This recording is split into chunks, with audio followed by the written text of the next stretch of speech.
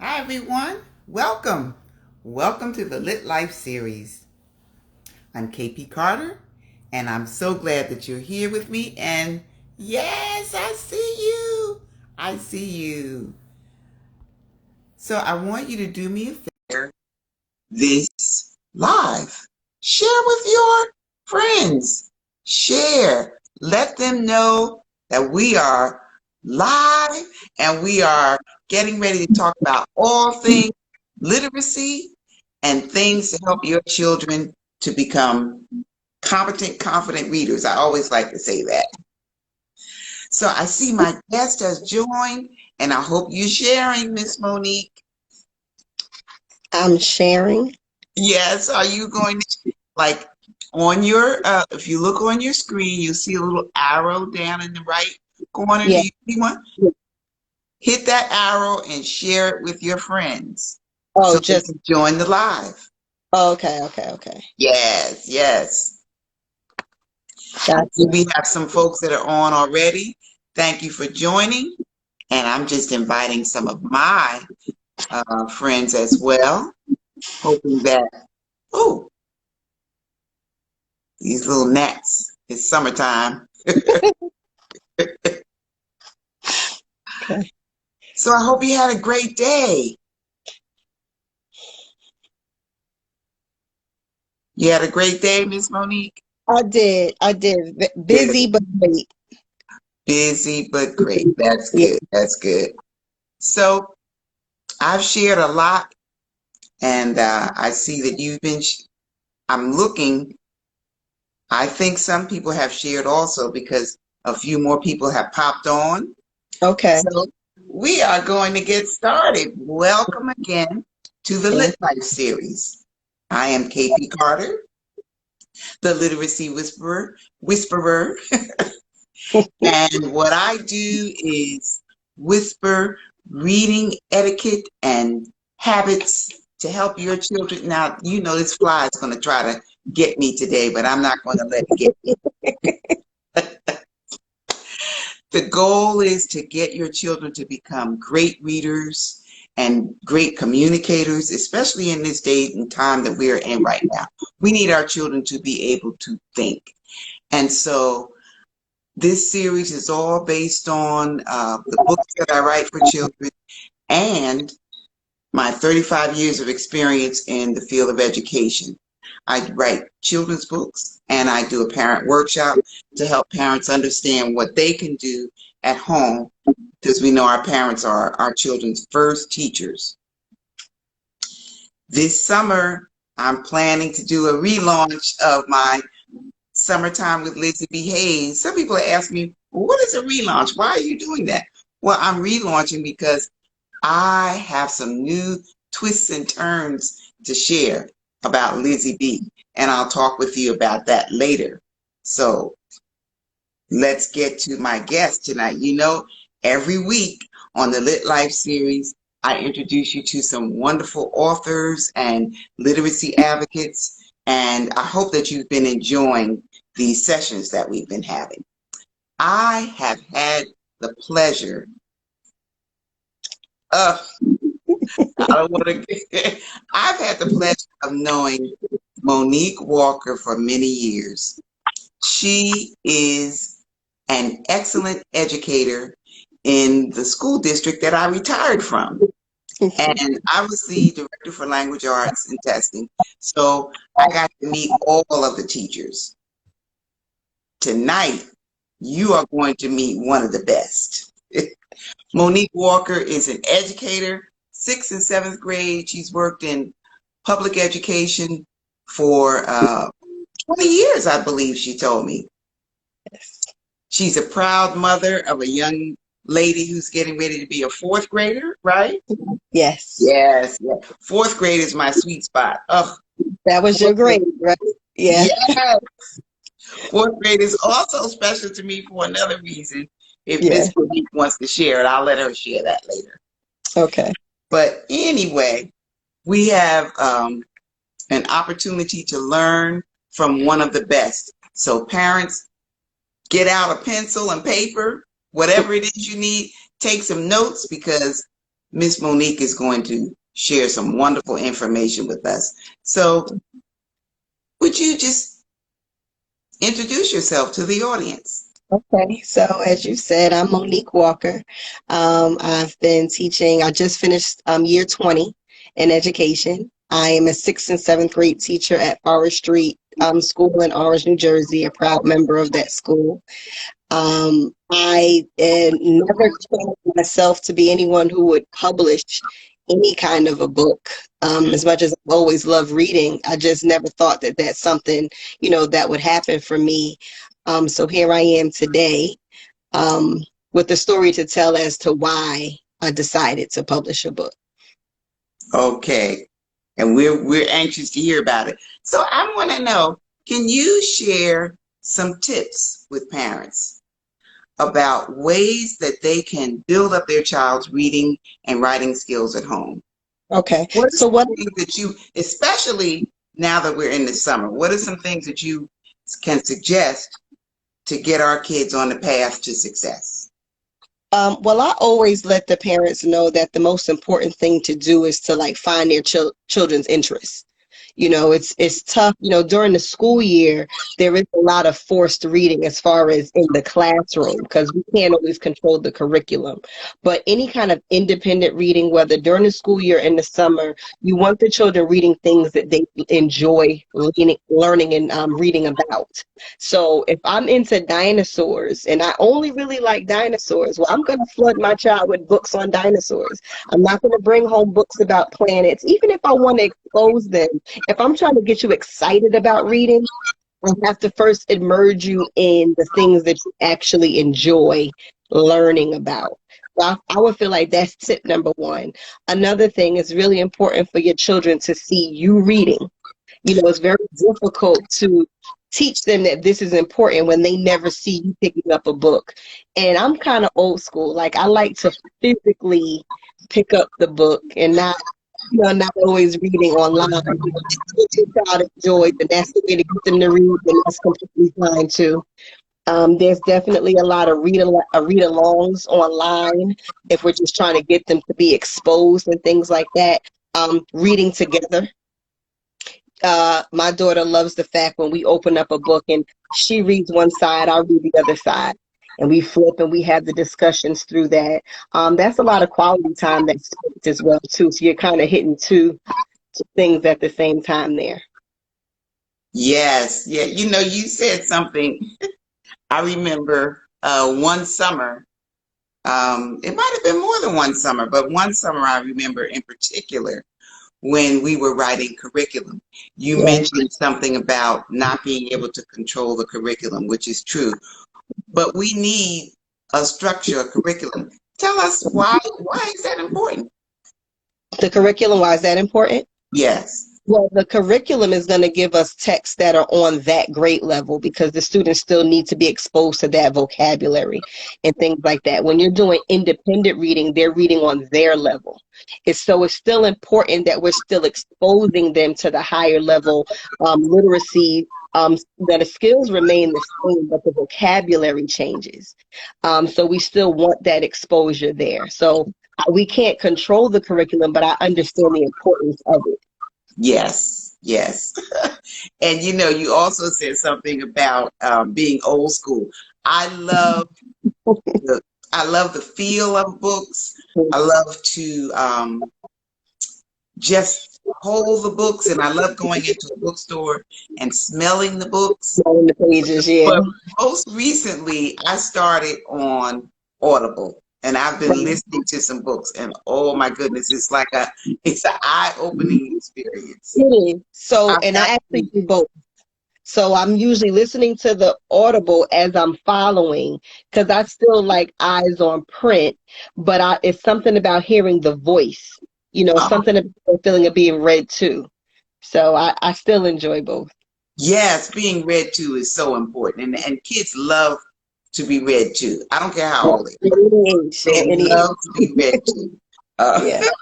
one book I listened to recently, I won't say the name of the book, Okay. but the narrator, oh my gosh, they used all the voices of the different characters. Yeah. It was just It was phenomenal. It Okay. was phenomenal.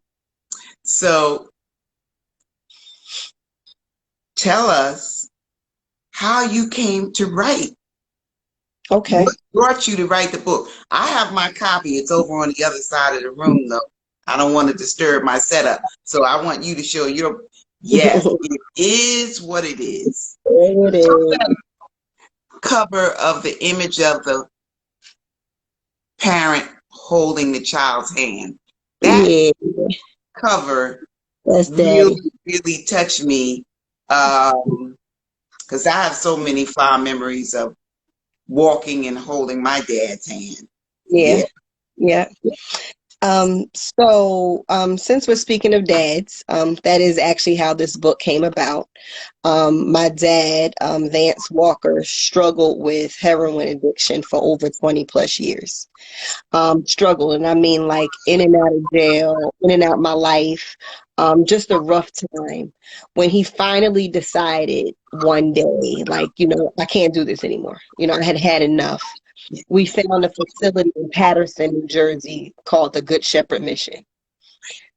We called this place and they were willing to take him. And what was different about this facility is it wasn't a drug facility. It was actually Christian based. So that was different because we have a lot of rehab programs, out there. But this one was a little different. And when he got there, December 3rd of 2003, I dropped him off on my birthday. Um, I couldn't speak to him for an entire month. Like that was the protocol. Like once you're dropped there, you have a month of kind of detoxing people, detoxing the world. And at that time, that month, you get to make a decision if you want to stay there or not. Yeah. So I didn't get to speak with him again until his birthday, January 3rd, 2004. And he decided he wanted to stay. And during that time of his stay there, he started to journal as a way of therapy. My father loved to write. He was a great writer.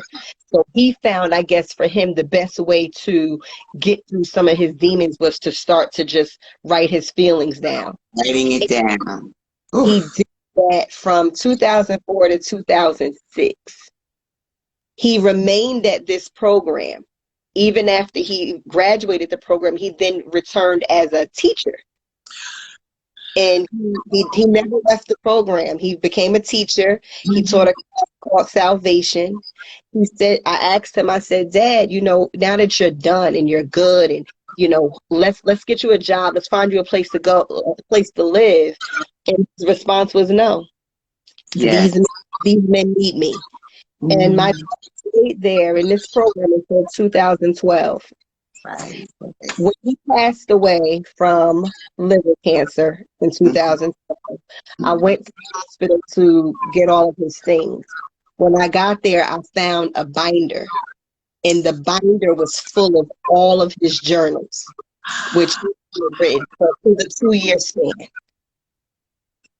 So I took it, of course, because it's his words. So that's 2012 when I took the book.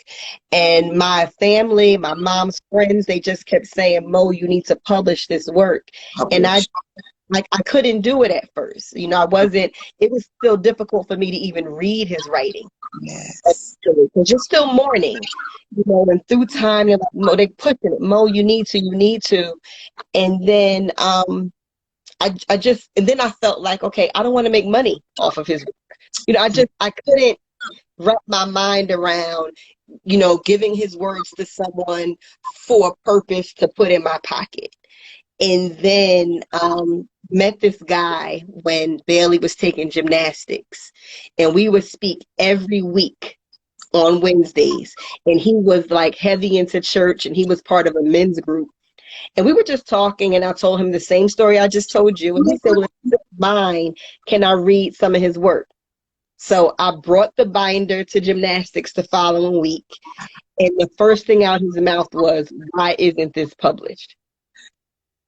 Oh my gosh. I Now, don't think I know about your book. I've read the book, but I didn't know the depth of the story of how you came to publish the book. Right. And I always tell my friends, everybody has a story to tell, Yeah. and it's a story in everyone.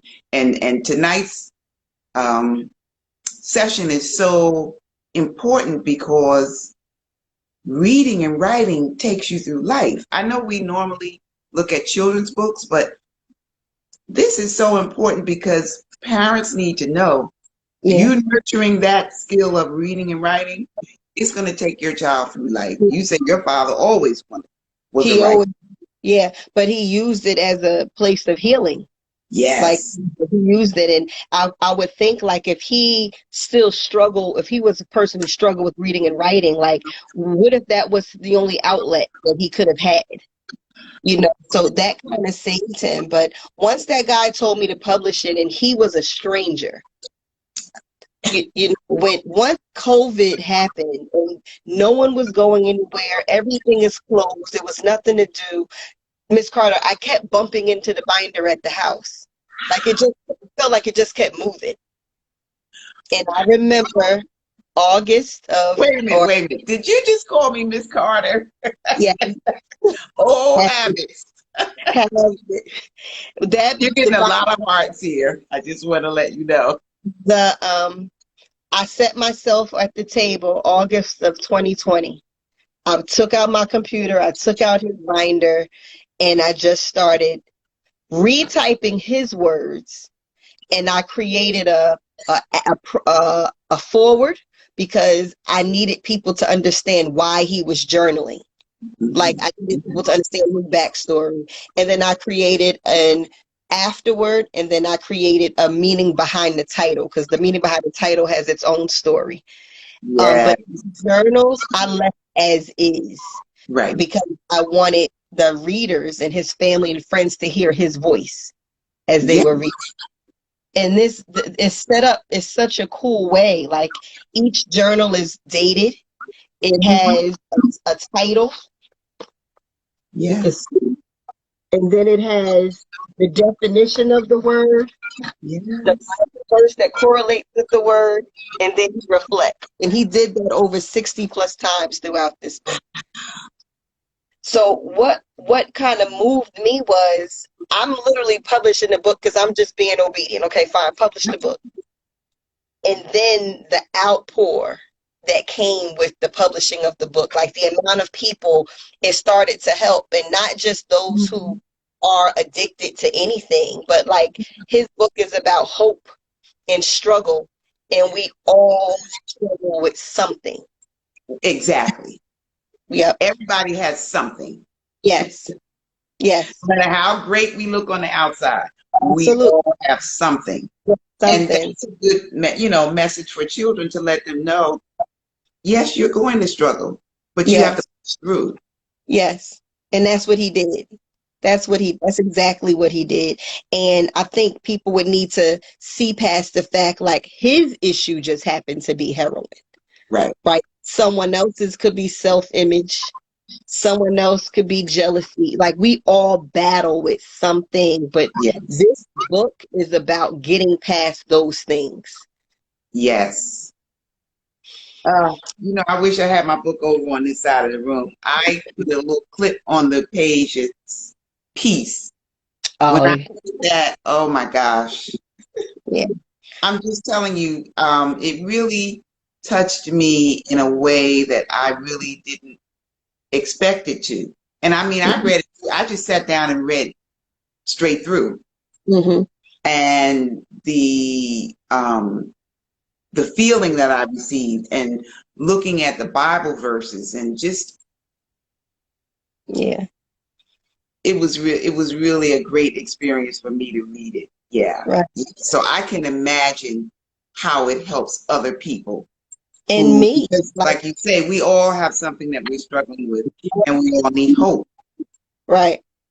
And it was very therapeutic for me because I thought that I was over some things. Like I thought that I wasn't upset anymore. And I had to go back through those feelings. So to kind of tie in, the purpose of your podcast is like as parents, right? And we're trying to nurture our kids and do certain things with them. But if we're still broken on the inside or we haven't healed, we're gonna, subconsciously pass those things to our children. And it's really important for our children to see us almost doing the process of healing and doing the process of trying to do work. We're all trying to just be better.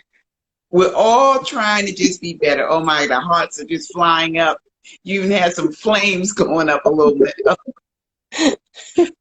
Because that is so true. We, raising children, everyone always says there is no manual to know how to raise a child. Right. And you have to know that you even have an issue that you need to deal with, so that you don't pass on these things to your children. Yeah. Like if you don't like reading, oh yes, yeah. You got to kind of get over that, because you're going to pass that negativity over on to your child. Yes. Your child needs to see you read. They need to see you enjoy reading, and it should not be a chore. Right. So.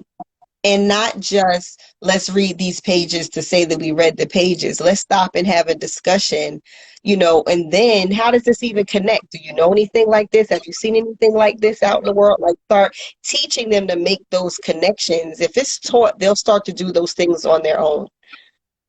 Yes, indeed. You've gotten so many arts and things. I'm just wondering, does anyone have any specific questions that you have for our guest tonight? I'm looking in the comments. Let me go through. A lot of people have been waving. I was so busy talking, I didn't do too much waving. Hey, thank you for joining. So I'm just looking to see if anyone has any questions. Oh, I see a question. Okay. It seems, this is from ESP Presents. It seems as if you loved your father at best, in spite of. Mm-hmm. So that's a comment. It's not really a question, but you did have a deep love, and still do, a deep love for your father. To be able to bring the book to life. That came from my mother, because my mother never spoke ill about him. She always created a positive light when it came to him, and she allowed me to view my father from my own lens. If my mother had tainted my image of him, there would be no book. So she was strong, and I'm sure at times she wanted to say some things about him. I never heard it. And even when I would have negative things to say, because especially when you reach those teen years and your parent isn't present, well, now you're angry. I just was not allowed to speak about him in that way. So I learned to love him in spite of. Yes, you're correct. And oh my goodness, there was a different sensitivity that I learned, as far as like him being an addict was a sickness. He did not wake up and decide to be a horrible parent to me. He didn't. That's a mic drop moment. Okay, I see another question. Comment. Someone says, how did your siblings feel about you publishing his book? I don't have any siblings. No siblings. From either side. So it was just me. Yes. But his family, like the Walker side of the family, was addict. Just because this book allowed people to see him for his good. When you're not doing the right thing for so long, a lot of people don't get to see this other side of you.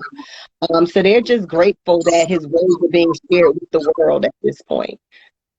Yes, and that's so important, to show the human side of him. Yes. Yeah. Yes. So, Miss Monique, tell us what's next for you. I don't know.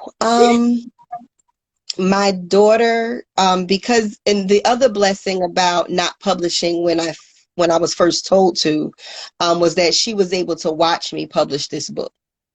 Right. So if it happened in 2020 and I'm at the dining room table, she's here with me. So she's watching me type. She's watching me cry. She's watching me get frustrated. She watched when I hit submit on Amazon. when it was officially, and she cheered, you know. And so what has happened from then is she went and got her little MacBook and she started typing up some books herself. So I did tell her that we would put some effort into that, to get her going as an author as Oh, well. yeah, you must do that. There are some fantastic children's authors out there, and she could be one of them. Yeah. Definitely. Someone Nurture that. she'll be 9 in August. Yes. She has not read the book because there's a lot of conversation that will come with that. Yeah. She's never met him.